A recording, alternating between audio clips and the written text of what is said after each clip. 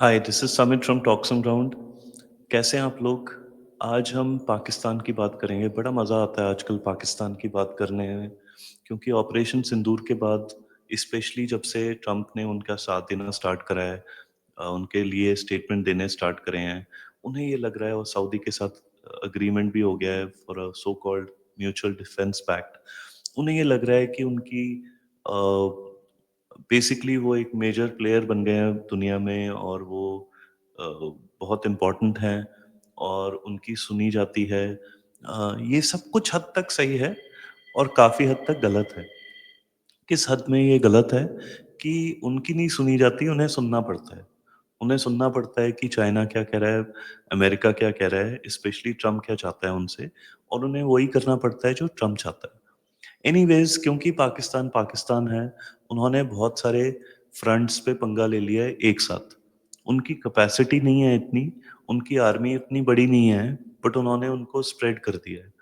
और कैसे स्प्रेड करा है आपको पता ही है। अफ़गानिस्तान के साथ उनका एक फाइट चल रही थी और वो फाइट में पिटने लग गए थे। इवन फ्रॉम अफ़गानिस्तान, जिनके पास कोई एयर फ़ोर्स नहीं है, नेवी तो हो नहीं सकती, लैंडलॉक्ड है। और उसके बावजूद उनकी जो बॉर्डर फ़ोर्सेस थी, अफ़गानिस्तान ने उनका पीटना पिटाई स्टार्ट करी और कुछ टर्बो प्रॉप वाले प्रोपेलर प्लेन्स लाहौर के ऊपर उड़ रहे थे अफ़गानिस्तान के। तो इतना बढ़िया उनका डिफेंस सेटअप है, इतना बढ़िया एयर डिफेंस है कि इवन अफ़गान एयर फ़ोर्स, जो कि basically doesn't even own fighter planes, वो तक उनको बॉम्ब करके चले गए।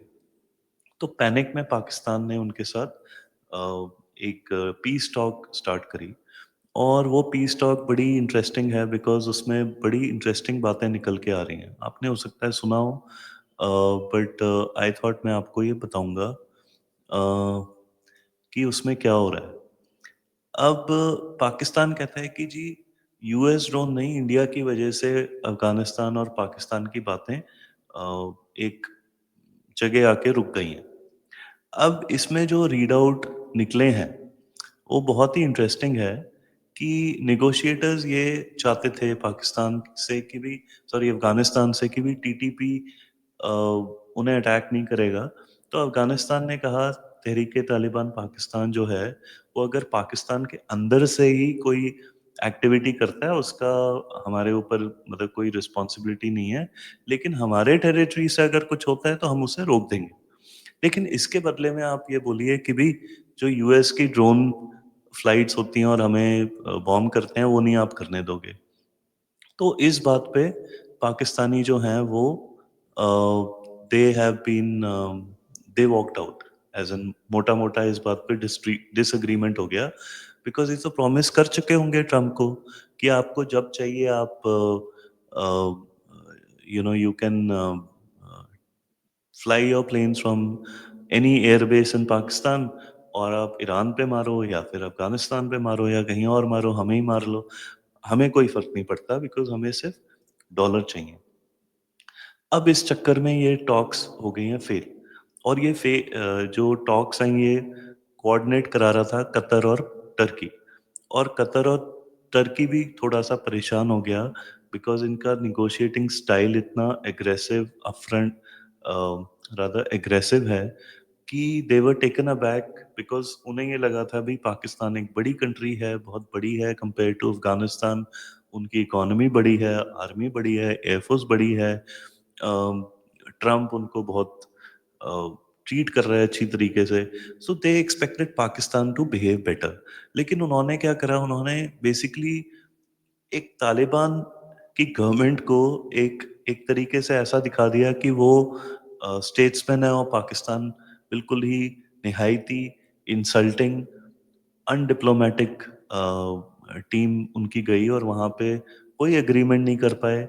और उनके पास कोई पावर नहीं थी। वो फ़ोन कर रहे थे बार-बार इस्लामाबाद में भी, आसिम मुनीर को कर रहे होंगे, और किससे वो बात करेंगे। तो ये बहुत ही प्रॉब्लमैटिक सिचुएशन है पाकिस्तान के लिए, बिकॉज़ एक तरफ तो वो अफ़गानिस्तान से जूझ रहे हैं, दूसरी तरफ उनके अंदर बलूचिस्तान और केपी एरिया जो है, वहाँ पे बहुत प्रॉब्लम चल रही है उनकी। उनकी ईरान के बॉर्डर के पास भी प्रॉब्लम है, और इधर से इंडिया ने एक एक्सरसाइज स्टार्ट कर दी जिसका नाम है ऑपरेशन त्रिशूल, जो कि 10-12 दिन की, मतलब कल स्टार्ट हो गई थी और ये अभी चलेगी। अब ये ट्राई सर्विसेज एक्सरसाइज है जो कि अम, बिल्कुल ही जो सर क्रीक एरिया है, जो गुजरात का एरिया है, राजस्थान का एरिया है, वहाँ पे करी जा रही है। तो एक तरीके से आप देखिए, ये एरिया बिल्कुल ही ऑपोज़िट टू जो नॉर्थ में, नॉर्थ वेस्ट में पाकिस्तान के, अफ़गानिस्तान की जो बॉर्डर है, वैसे बॉर्डर पूरा नॉर्थ और नॉर्थ वेस्ट पूरा ले लेता है। लेकिन मैं एक आपको एग्ज़ाम्पल दे रहा हूँ कि भी अगर अफ़गानिस्तान यहाँ पे है, तो इंडिया ने यहाँ पे फ़ोर्सेस लगा दी, तो इनकी अब फ़ोर्स डिवाइड हो गई। अब as if this was not enough, they have also committed forces to Gaza. अब गाज़ा पीस प्लान के लिए नए 25,000 सोल्जर भेज रहे हैं गाज़ा की सिक्योरिटी के लिए। और इन्होंने कमिट कर दिया है सऊदी अरेबिया को भी, यमन से लड़ने के लिए। तो ये एक टाइम पे टीटीपी से, पीएलए से, अफ़गानिस्तान से, ईरान से, यमन से, गाज़ा से और इंडिया से लड़ रहे हैं। और 6 लाख की फ़ौज है और वो फ़ौज हर रोज़ 50-60 लोग उनके, कभी 5 भी होते हैं, कभी नहीं भी होता है, लेकिन on average they are losing a lot of soldiers. अब इस टाइप की अगर इनकी मंशा है, आप क्या सोचोगे? आप ये सोचोगे अच्छा मैं कंसोलिडेट कर लेता हूँ, अपने एटलीस्ट 3-4 फ्रंट ऐसे हैं जिनको मैं पीसफुल कर दूँ, so that I can focus on providing security to Gaza, helping out the Saudis and India के साथ तो बिल्कुल पंगा नहीं लेना चाहिए। अभी आपने सबक सीखा ही है ऑपरेशन सिंदूर में। लेकिन इन्होंने क्या करा, इन्होंने एक बंदा भेजा अपना बांग्लादेश में, और बांग्लादेश का वो फ्लैग व्लैग लगा के घूम रहा था और काफ़ी मदरसों में भी गया है and he is making statements. उन्होंने एक मैप भी दिखा दिया बांग्लादेश का जिसमें कि हमारी नॉर्थ ईस्ट के स्टेट्स को इंक्लूड कर दिया, which is a provocative thing. और एक तरीके से ये इंडिकेशन था कि भी आप वेस्ट में देख रहे हो लेकिन हम ईस्ट से आपको तंग करेंगे, तो आप इधर की तरफ अपने फोर्सेस लगाओ। तो इंडिया ने उसका क्या रिस्पॉन्स दिया जो मैंने आपको बताया कि हमने साउथ, मतलब कि राजस्थान और गुजरात के पूरे बॉर्डर पे हमने ये एक्सरसाइज कर दी है। इनफैक्ट वो गोवा के, off the coast of Goa भी चल रही है नेवी की एक्सरसाइज, और ये ट्राई सर्विसेज है। इसमें एयरफोर्स, आर्मी और नेवी तीनों इन्वॉल्व हैं। और पाकिस्तान काफ़ी पैनिक में है बिकॉज़ अगर इतना क्लोज टू द बॉर्डर अगर कोई एक्सरसाइज होती है, तो इसी एक्सरसाइज के दम पे काफ़ी कंट्रीज़, ये टिपिकल स्टाइल है कि भी अटैक कर दिए। तो पाकिस्तान इसको ऐसे ही नहीं ले सकता, so they are having to fly a lot of sorties, उनको फोर्सेस लगानी पड़ रही हैं, नो टाइम जारी करना पड़ रहा है कि भी हम ये टेस्ट करेंगे, वो टेस्ट करेंगे। तो इनको जो भी हेल्प मिल रही है, चाहे वो टर्की से हो, अज़रबैजान से हो, सऊदी से हो, कतर से हो, अमेरिका से हो, इज़राइल से भी हो इनफैक्ट, तो ये सारी जो हेल्प है, इनको क्या, इनको मिल सकता है ऑयल व्हिच इज़ फ्री, इनको कुछ पैसे मिल सकते हैं और कुछ आर्मामेंट मिल सकता है और कुछ टेक्निकल असिस्टेंस मिल सकता है सैटेलाइट कवरेज का। इसके अलावा इनको क्या मिल सकता है मुझे नहीं पता। अब ऑयल चलो आपको मिल गया, so you do not have the problem of your imports going to far high, और वॉर टाइम में आपको ऑयल का है अश्योरेंस हो गया। Okay, that's a good thing to have. लेकिन उस ऑयल को आपको रिफाइन करना पड़ता है। उस ऑयल की रिफाइनिंग की कैपेसिटी आपकी सारी कराची के आसपास है। तो अगर उसको किसी ने बॉम्ब कर दिया, and I am not saying India, अगर वो बॉम्ब हो गई, तो आपके पास रिफाइंड ऑयल तो होएगा ही नहीं। तो आपकी, मतलब एक्चुअली में there is no use of that oil.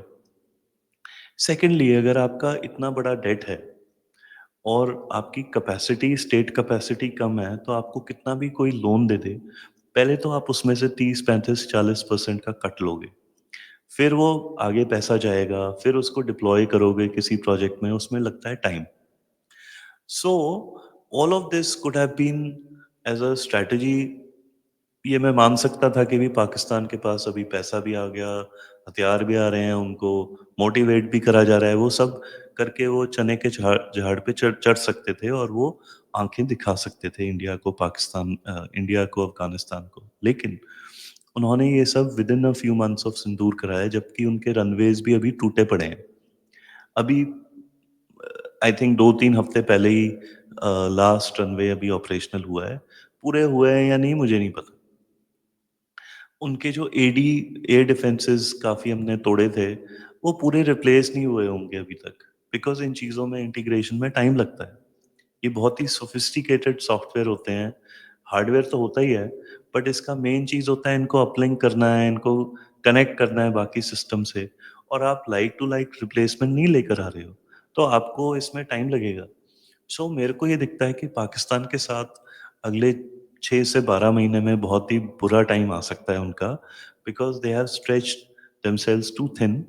और यस, उनको इंटरनेशनल कम्युनिटी हेल्प कर रही है, बिकॉज़ उन्हें ईरान और India and to an extent Afghanistan के ऊपर उनके इंटरेस्ट हैं, काउंटर करने के लिए थ्रू पाकिस्तान। लेकिन आई थिंक पाकिस्तान इज़ ओवरस्ट्रेच्ड, और वो इसका बहुत ही बुरा एक एंड रिज़ल्ट उन्हें मिलने वाला है। आपको क्या लगता है इस बारे में? आप मेरे को अपने व्यूज़ दीजिए। मैंने आपको बताया कि Pakistan is in trouble. What do you think? Uh, उसका क्या होगा? आप कमेंट करिए, और अगर आपको ये वीडियो अच्छा लगा तो लाइक करिए, और शेयर करिए अपने फ्रेंड्स एंड फैमिली के साथ, and subscribe to the channel. Thank you very much. This was Samit from talks on ground.